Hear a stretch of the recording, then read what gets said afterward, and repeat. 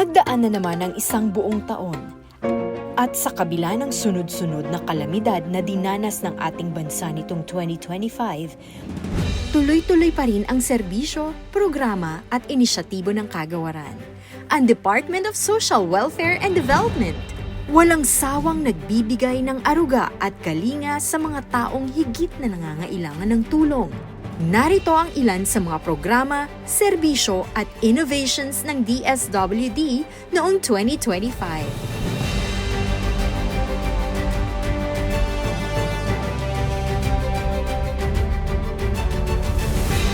Nagsimula ang mga unang buwan ng 2025 sa pagtugon sa direktiba ni Pangulong Ferdinand Marcos Jr. na magbigay kalingang naaayon sa pangangailangan ng bawat bulnerableng sektor, ang pamilya sa bagong Pilipinas.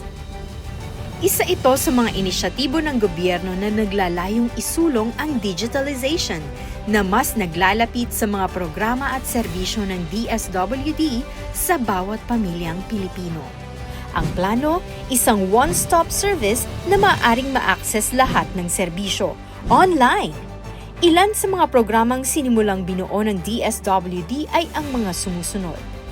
Para sa mas mabilis at mas epesyenteng pagproseso ng mga lisensya at permits ng mga Social Welfare and Development Agencies, inilunsad ang Harmonized Electronic License and Permit System o HELPS, isang digital system na nagpapabilis at nagpapadali sa aplikasyon at pag-aproba ng mga kinakailangang dokumento. Launching of Minors Traveling Abroad or MTA System. Noong Pebrero taong 2025, inulunsad ang Minors Traveling Abroad o MTA System, isang online application system para mas madali at mas mabilis na pag-apply ng travel clearance ng mga menor de edad na lalabas ng bansa. Launching of Kaagapay Donations Portal. Kasabay nito, inilunsad din ang Kaagapay Donations Portal na isang digital platform para sa mabilis, ligtas at direktang pag-abot ng donasyon sa mga Social Welfare and Development Agencies, DSWD Residential Centers at Disaster Response Efforts. Ika nga ni DSWD Secretary Rex Gatchalian, hindi lang sa ayuda nakatuon ang kagawaran, kasama ang development sa mga layunin ng DSWD. Kaya't hindi lamang nagtatapos sa pagbuo ng mga bagong programa at inobasyon ang DSWD, pati mga existing programs palaging may upgrade. Dagdag na suporta naman ang ibinigay sa mga benepisyaryo ng Pantawid Pamilyang Pilipino Program na buntis o may anak na may edad 0 hanggang 2 taong gulang para mas matiyak ang kalusugan at kapakanan ng bawat pamilya. Sa second quarter naman ng taong 2025, nagpapatuloy ang programs at services ng DSWD kasama ang iba't ibang sangay ng gobyerno. Walang pinipili kahit sino.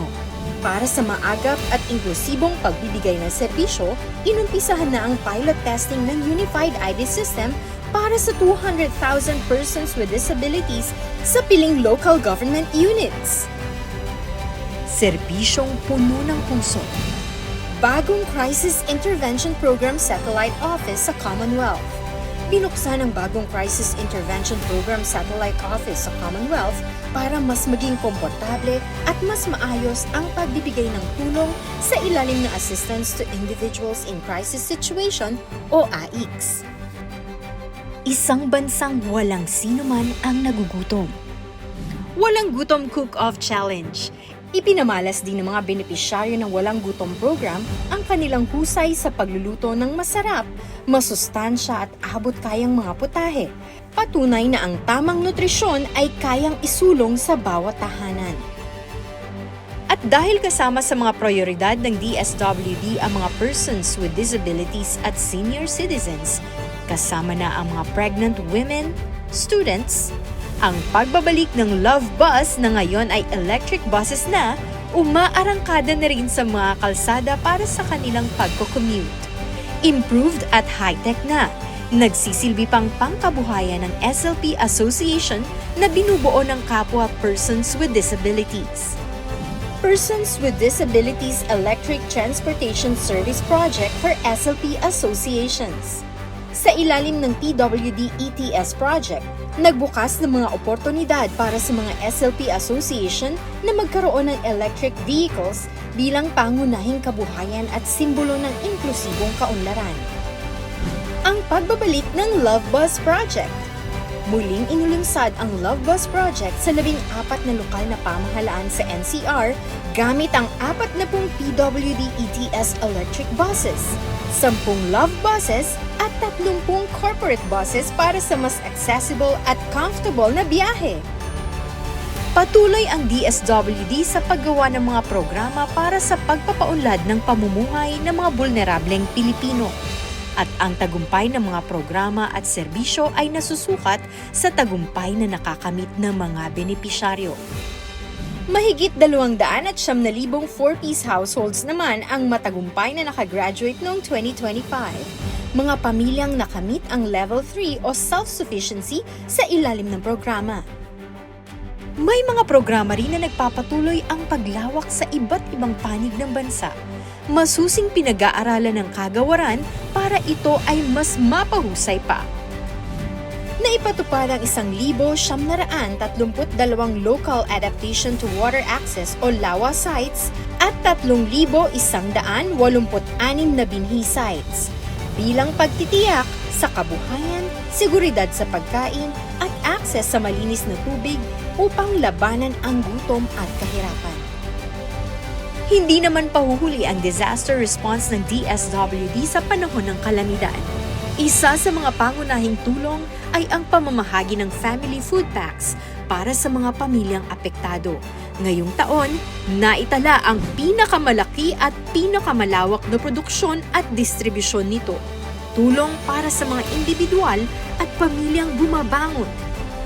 At ngayong 2025, nakapagtala ng record-breaking na produksyon ng family food packs kung saan ito ang pinakamataas na bilang na na-produce at naipamahagi para sa agarang pagtugon sa pangangailangan ng mga pamilyang Pilipino sa oras ng sakuna.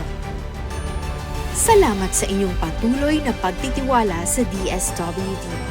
Disyembre 2025. Umabot na sa 3 milyon ang mga kababayan nating nakakatanggap ng tamang impormasyon para makatanggap sila ng tamang tulong.